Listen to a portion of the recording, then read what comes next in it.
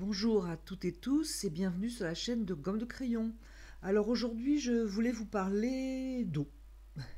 D'eau, de papier et de pigments. Alors je pense pour cette vidéo tenter d'être brève, mais j'espère efficace.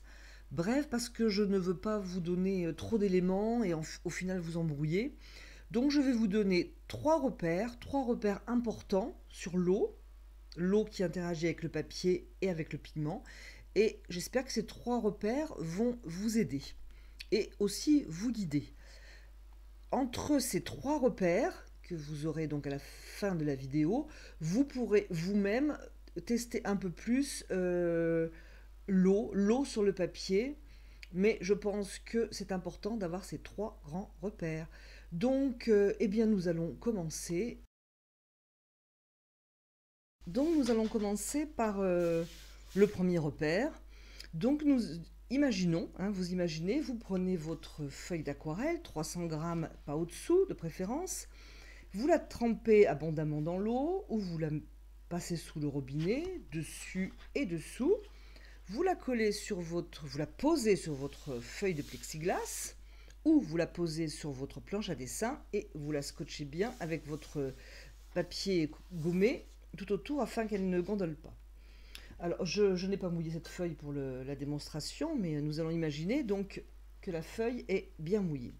Lorsque vous penchez votre feuille, vous voyez au-dessus comme une petite surface d'eau.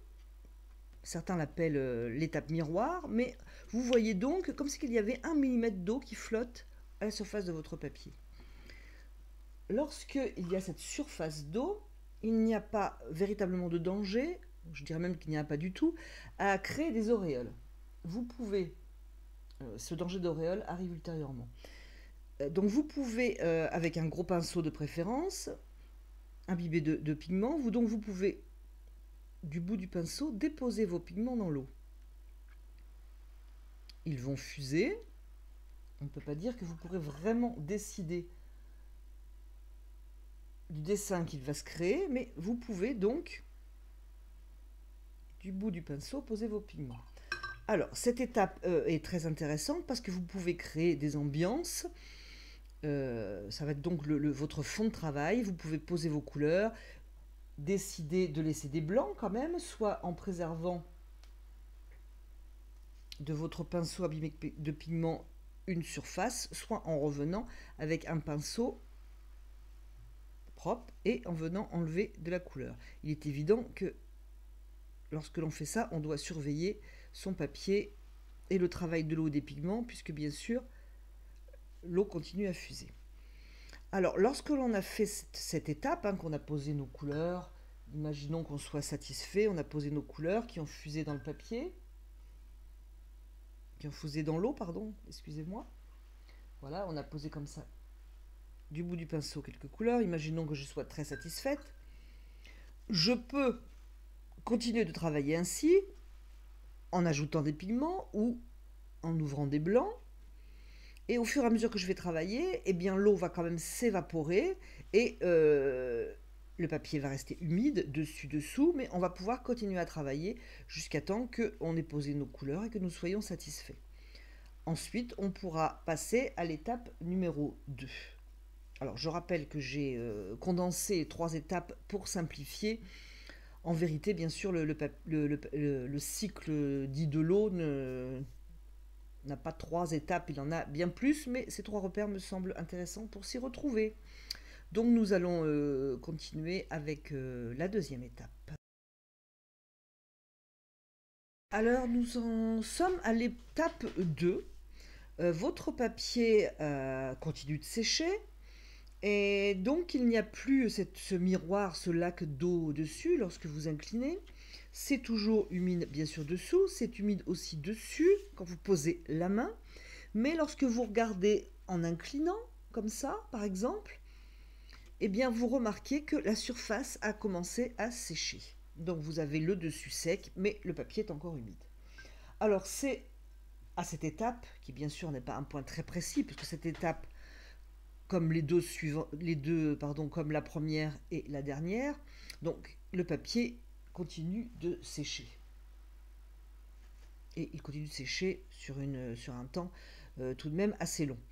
Donc lorsque vous avez le papier humide et le dessus qui a commencé à sécher, c'est là qu'il faut faire attention, c'est là que vous avez tous les risques de faire des belles auréoles, souvent bien sûr indésirables. Alors,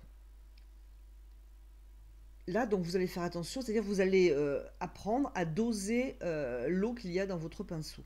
Parce que quand on dépose trop d'eau, je vais tenter l'expérience, évidemment, je vais le vouloir, ça ne va pas le faire, mais lorsque l'on a trop d'eau et qu'on le met, qu'on met de l'eau avec du pigment sur le papier à cette étape, le trop d'eau chasse les pigments, donc les pigments, si vous voulez, s'éloignent et c'est là que ça crée l'auréole.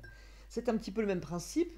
Si vous jetez, je vais essayer d'aller dans le rouge de manière à le voir. Si vous jetez de l'eau propre, l'eau, là ça a bien fait une auréole. L'eau, si vous voulez, pousse de chaque côté les pigments et c'est comme ça qu'on a des auréoles. Lorsqu'elles sont involontaires, on n'est bien sûr pas content du tout. Donc, lorsque le papier a commencé à sécher dessus, vous pouvez continuer à travailler. Vous faites attention de ne pas mettre trop d'eau. Mais si vous dosez, peu d'eau et beaucoup de pigments, vous avez beaucoup moins de chances de faire des auréoles. Il faut donc une aquarelle un peu plus, je dirais, pâteuse. Mais vous allez apprendre au fur et à mesure à doser. C'est donc le moment idéal pour préciser des formes, tout en sachant que ça va quand même, suivant l'humidité en surface, ça va tout de même fuser. Ça va pas encore être bien net, bien que là, vous voyez, bon, après c'est une démonstration, donc mon papier n'est pas humide comme il devrait l'être dessous. Donc vous allez pouvoir préciser des formes, des limites de forme, et ça fusera légèrement, mais beaucoup moins. À retenir donc que c'est surtout à cette étape qu'il y a le plus grand risque d'auréole et qu'il faut doser l'eau et peut-être ajouter plus de pigments. Donc voilà une étape à faire attention. Nous voilà arrivés à l'étape 3.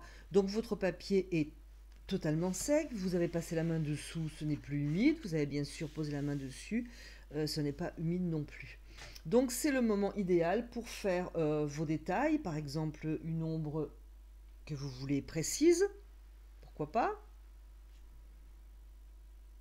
Donc là c'est sur une aquarelle déjà faite, donc bien entendu c'est difficile de montrer quelque chose lorsque je n'ai plus de détails à rajouter. Donc vous m'en excuserez.